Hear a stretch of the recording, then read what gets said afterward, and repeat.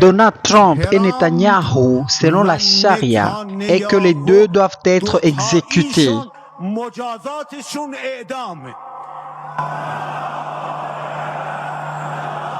Ils méritent la peine de mort selon 3 articles de la charia.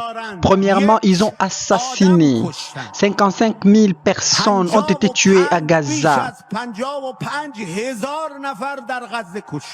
Et vous avez tué notre martyr, Soleimani.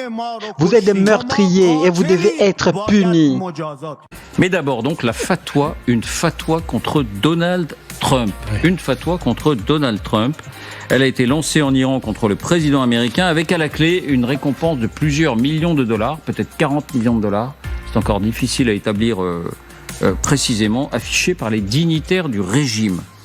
Alors, l'affaire est suffisamment prise au sérieux à Washington pour que Donald Trump lui-même ait réagi. Avant de vous entendre, de quoi s'agit-il précisément? Les faits, rien que les faits, voici les indispensables avec Marion Delpech.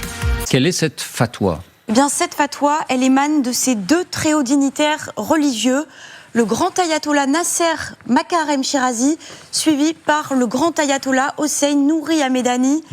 Leurs décrets religieux, ces fatwas, ont été publiés au lendemain des frappes américaines contre l'Iran. Elles visent Donald Trump et le Premier ministre israélien Benjamin Netanyahou. La première exhorte les musulmans du monde entier à leur faire regretter leurs paroles et leurs actes.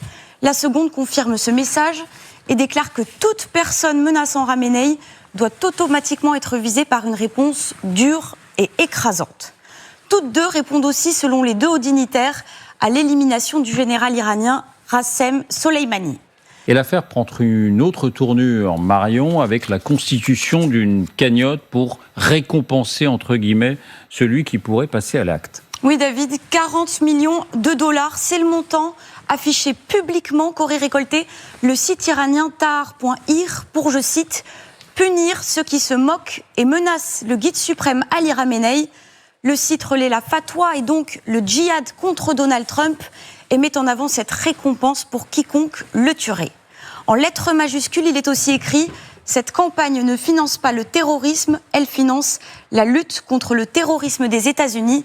Le site annonce 13 000 donateurs et il se nomme lui-même le pacte du sang. Avec quand même là aussi un peu de dérision. Isabelle, est-ce qu'il faut prendre ça au sérieux ? Écoutez, oui, parce que contrairement à Donald Trump, dont les propos, si excessifs soient-ils, sont en général contredits d'une semaine à l'autre, et c'est un président qui change régulièrement d'avis sur toutes les choses, quand on parle d'une fatwa du haut clergé iranien, ça dure toute la vie.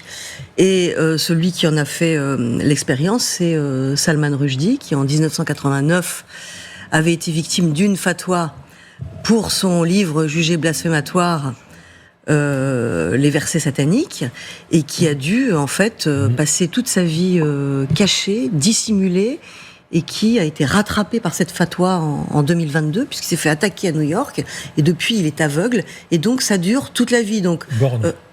Comment ? Borgne, pardon. Aveugle d'un œil. Et donc, en fait, c'est une fatwa qui pourrait aussi, en théorie, poursuivre Donald Trump, même quand il ne sera plus président. Donc oui, il faut vraiment le prendre au sérieux.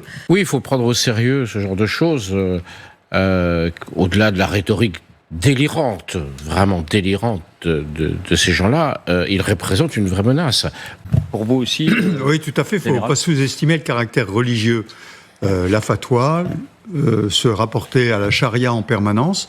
Donc c'est une réalité qui peut durer extrêmement longtemps. Ils n'ont pas les moyens de toucher le président américain, et encore moins un gouvernement qui est encore plus près qu'on l'imagine d'eux, qui est le gouvernement israélien. Donc, franchement, ça montre plutôt la faiblesse de l'Iran. C'est-à-dire vraiment, bon peuple du monde entier, musulmans du monde entier, aller assassiner Trump comme si ça risquait de se réaliser. Et vous vous souvenez que les dernières formes du terrorisme en France, les plus fréquentes en tout cas, c'était plus des commandos venus de Syrie ou d'Irak, c'était plutôt